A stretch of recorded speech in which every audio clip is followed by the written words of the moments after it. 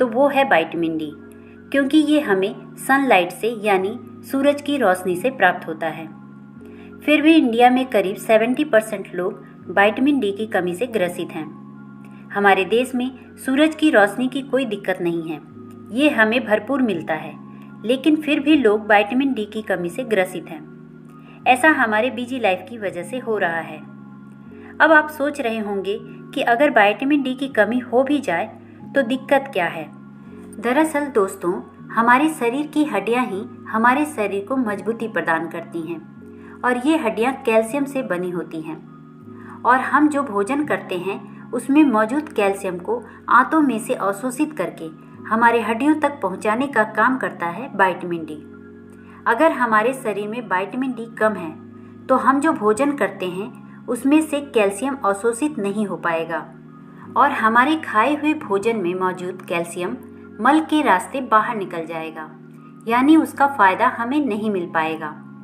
और दोस्तों, हमारे शरीर में ब्लड के फ्लो होने के लिए प्रतिदिन एक फिक्स अमाउंट में कैल्शियम हमारे ब्लड को चाहिए होता है और अगर आपके भोजन में अगर पर्याप्त मात्रा में कैल्शियम है और आपको विटामिन डी की कमी नहीं है, तब तो आराम से डेली भोजन से कैल्शियम अवशोषित होकर ब्लड को मिलता रहेगा। लेकिन अगर हमारे भोजन में कैल्शियम कम हुआ या विटामिन डी कम हुआ तो रोज़ हमें जितना कैल्शियम चाहिए उतना नहीं मिल पाएगा और नतीजा क्या होगा कि रोज़ हमारी हड्डियों में से उतना कैल्शियम निकल कर खून में मिलता रहेगा। कुछ टाइम के बाद आपकी हड्डियां कमज़ोर और बहुत कमज़ोर हो जाएंगी। अगर आपके शरीर में विटामिन डी की कमी होती है तो कुछ खास लक्षण नज़र आते हैं। वो हैं कि अगर आपके पीठ और हड्डियों में हर समय दर्द रहता है, मांसपेशियों में दर्द रहता है, तो यह विटामिन डी की कमी के कारण होता है। विटामिन डी की कमी होने से आपकी बोन डेंसिटी भी कम हो जाती है, जिससे हड्डियों में फ्रैक्चर होने की संभावना बहुत अधिक बढ़ जाती है। इसमें व्यक्ति को हड्डियों और मांसपेशियों में लगातार दर्द महसूस होने लगता है। महिलाओं में कमर दर्द की समस्या अक्सर सुनने को मिलती है। यह विटामिन डी की कमी से होता है। अगर आपके शरीर में विटामिन डी की कमी है तो आपकी इम्यूनिटी कमज़ोर हो जाती है, जिसके कारण आप हमेशा थकान महसूस करते हैं। अगर आप सही डाइट ले रहे हैं और रात में 7-8 घंटे की नींद लेने के बाद भी आपको थकान महसूस हो रही है तो यह विटामिन डी की कमी के कारण हो सकता है। अगर आपको कहीं चोट लग जाती है लेकिन उस चोट को ठीक होने में ज़रूरत से ज़्यादा समय लगता है तो ये भी शरीर में विटामिन डी की कमी के कारण हो सकता है। अगर आपको हर वक्त डिप्रेशन और एंजाइटी महसूस होती है और आपका मूड बात बात पर खराब हो जाता है तो यह विटामिन डी की कमी की वजह से हो सकता है। अगर आपके बाल बहुत ज़्यादा गिर रहे हैं तो यह विटामिन डी की कमी के कारण हो सकता है। इसकी कमी से आपको कैंसर होने का खतरा होना, ब्लड प्रेशर बढ़ना, शरीर में झुर्रियाँ पड़ना और डायबिटीज़ का होना हो सकता है। अगर आपका वजन तेज़ी से बढ़ रहा है तो यह विटामिन डी की कमी के कारण हो सकता है। तो दोस्तों, अगर आपको इन सभी लक्षणों में से कोई भी लक्षण दिखाई दे तो आप समझ जाइए कि आपको विटामिन डी की कमी है। अब आइए जान लेते हैं कि किन लोगों में विटामिन डी की कमी होती है। दोस्तों, विटामिन डी की कमी आमतौर पर पोषण की कमी है जो हर तीसरे इंसान में देखी जा सकती है।